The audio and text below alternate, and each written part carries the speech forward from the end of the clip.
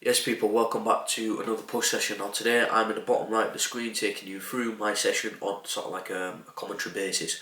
So you see today on the screen, as I'm walking you through this now, we're using the cuffs before going on to a press. The reason for this is because it's less neural taxing. It allows me to apply maximum intensity to my isolations.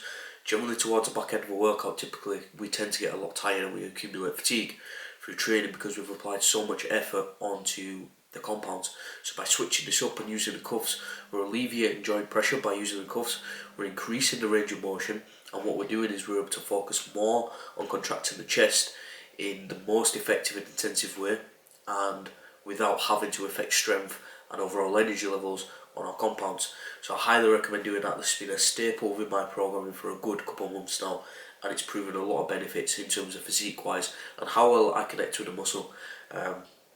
It helps blood flow get in and around the muscle, so around the pecs, the shoulders, the tries. It helps me switch on and also mentally prepare for what's ahead. So by doing this, it's transformed my training all for the better, and this is something that I apply to not only push but other workouts as well. So going on to the next exercise now, we then had our first compound exercise, which today was incline Smith. Now as you can see on the screen, it was the worst Smith ever. And funny story for the clip what's on now, the weights was off, so always make sure you count your weights. We was doing a plate and a half, but if you notice how the bar's wonky, there was a half a plate missing, so make sure you do your warm-ups right. Now you notice I always do my feeder sets. Feeder sets are literally sub-maximal, so they're below 3 reps, or sorry, below 5 reps. It allows me to move the weight closest to my top set without being too taxed or fatigued for the top set. So here we took 2 plates aside plus 5 kg for 5 reps. Now again, usually I would go heavier to around 2.5 plates. I've never hit that 3 plates, but it did feel good overall. Again, it was just that Smith. That's why I wasn't really able to apply the maximum intensities needed, which wasn't the best. But we found some good movements, and again, this is a benefit of doing the cuffs first, because it meant that no matter how shit this went, I was still able to apply maximum intensity to my chest in an isolation manner. So here we have the back off where we just did 1 plate aside plus the 5 kg. The Smith wasn't really that supported, it was more just like a barbell in a rack, like on a fixed bar path, which wasn't really the best. When using a Smith, I like to have a little bit of a hydraulic system going on, so it allows me to really have a nice smooth movement, focus on contracting the chest in an inclined manner. So I think we got this for around 12 to 15 reps. Again, you can easily tell there was more reps there. It's just, we're filming for YouTube, we're trying out new kit, push is very, very detrimental for me. It's finding new movements that do work for me. So next up, we had a new movement, which is a decline hamstring press. Now we only got 1 set because you can tell it's a very crowded environment. Those plates there, I call them shoulder unfocused. So basically, there's too much scoop on the initial push. So by putting the plates there, you're reducing that range of motion and not compromising shoulder joint health. We then went on to D-handle upright rows. Now within my programming, I have an upper body day which is more shoulder oriented, but I want to manage recovery, I want to manage fatigue, so I don't do any pressing. I maybe do like a high incline or maybe 1 high volume shoulder exercise on my push days, because the push days are shoulder focused. So here, we've done our chest, we've done our heavy compounds, and what we went on to was some isolation for the delts, because we still need to hit the delts on a push day. So obviously using the cables, using the D-handles, we have a lot more range of motion. You'll notice I'm twisting my wrists a lot because there's increased range of motion and freedom of the joint. So it was allow me to tap into the delt more by leading my delts upwards. We then went on to a new exercise with the cuffs. Obviously by using the cuffs, what happens is again we're alleviating pressure on the joints. Usually when I do cables, I find a lot of pressure goes onto my wrist. So by using the cuffs, it accentuates leading with the elbow, which is a key driver for anything training delts. You always want to lead with the elbow in order to hit that medial delt, if that is the given exercise. So overall it was very good. I feel like it only worked just because I was already fatigued from the D-handle upright rows. So whether that stays in, we'll see. I'm not too sure on that first. But like I say, push is just very hit and miss at the moment. I did, at Pure Gym, everything was set, so it may be a case of if it's not broke, don't fix it. So we may just do our push over at Pure Gym instead and see how that goes. Then on to his final movement, or at least a final movement that we got clipped, which was again the hamstring plate loaded dip. Now you notice Aaron, he's the big geezer who got the 160, 150 for bench for reps. He's pushing down on my shoulders. The reason for that is force equals stability. So what happens here is, as Heat pushes down, heat produces more stability for me, therefore allowing me to produce more force and connect with the triceps more. So again, we worked up to 2 heavy sets of around 8 to 10. We then backed off for around 2 sets of 12 to 15. Here we have one plate, I believe, one plate per side or either 2 plates per side. So overall it was a very good session, and we did some rears too.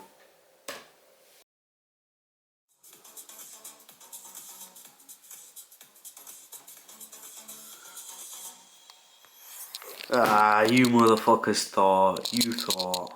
In all seriousness though, let's talk Love Island now. Obviously, I have watched it, but we're talking years ago, and obviously, not only do I have a problem with how it's sort of like a copy and paste script, what it also has done is it's accentuated the idea of this perfect reality being created, and I feel that as these series go on, it's more of a business tactic. Like some of the people that are going on, you can just tell that they're going on and they're searching for that pretty little thing, sponsorship. They're going for it for the end result.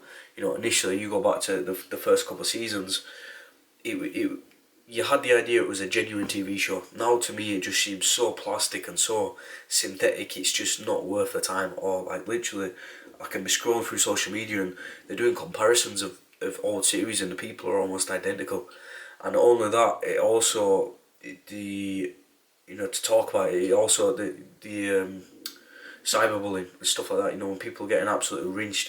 If the shoe was on the other foot and it was you getting on there, imagine you coming out of a villa with hundreds of thousands of more followers and a lot of it being negative. Imagine the effect it's going to have on your mental health. So I feel the risk reward ratio is more risk. It influences more bad than good nowadays. So, but who am I to tell you guys what to watch? But that's essentially my two piece. I don't think it's influencing a very good status for young girls watching, girls my age, possibly girls younger, even girls older. I mean, fuck, the people like my mum watches it. Like it's not good. It's everywhere. It's something you can't escape. And then because it's making so much money, because it's so popular, people are advertising on it. The sponsors that are coming off of it, I feel it's just a negative snowball effect. It has the potential to be good if it was, say, like the old series, but that's just my opinion on Love Island. So let me know your thoughts. I'd be interested to know. But in my opinion, let's talk better news. Now, I want to talk protein. I want to do sort of like a review on this because obviously it's something that if you do follow Instagram, I swear pretty much by, like, it's the holy grail of protein. So for me, when choosing a protein, I highly, I can't stress this enough, highly will rate a protein off its mixability. I absolutely hate the clumps, the lumps, and as soon as you take a sip you get some next level lump of protein powder.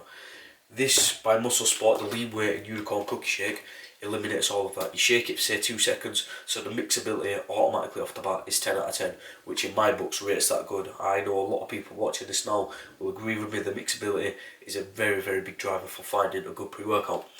Then obviously we have to start looking at macronutrients, caloric values, because some of us will be dieting, some of us won't be, some of us will just be wanting to increase his protein. That's how I know what a protein shake should be used for. But like I say, per serving there was 115 calories, so it's very, very low. 25 grams of which is protein, so it means that as we're aiming to spike muscle protein synthesis from 4 to 5 times throughout the day, possibly more, this shake is great. Now obviously I'm touching 4,500 calories now, so there's only so much chicken, there's only so much meats I can eat. So what I'm able to do then is we implement a protein shake, a protein powder supplement that enables me to drink my macronutrients. So the efficiency and optimality that it provides for me to hit my daily macros is therefore increased by an absolute shitload. And the fact that it has unicorn cookies, and again I've done this on other videos where I've literally plugged this, but literally if you could just focus on that, I'm not going to tip it on the screen, but it has literal sprinkles in. So I imagine when I'm into a prep and sort of everything is relatively strict, having a shake like that's really going to crave that sweet tooth. So it's 11 out of 10. It is the best way I've tasted, and I've been training and tried some supplements for a long time now. So obviously you can get this from Insight, my sort of company that I work with. Danny recommended it to me, it was very good. It's like a birthday cake flavour. So basically, if you've tried the Gruyere birthday cake bars, it's essentially identical to that but in drink form. So highly recommend that. I'll put the code and the website down below so you can get like access straight to it. And overall, that's my review on the WHEYS. So I'm yet to try the cookie dough and the cereal milk, I believe. I'm not too sure what flavours are coming. But unicorn cookie, guys, if you don't know, then get to know. So we're going to wrap up the video there for today, guys. Hope you enjoyed it. It was a bit of a different style. It was a video that's sort of like, you'll notice each video is getting better and better. You know, editing skills, production wise, me being confident on screen.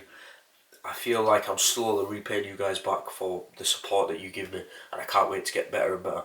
So any thoughts, any opinions, let me know in the comments below, or DM me on Instagram at JoshClarkPT, and the more feedback the better, because I only want to get better for you guys and grow this channel. Big thanks to those that keep subscribing as well. Cheers.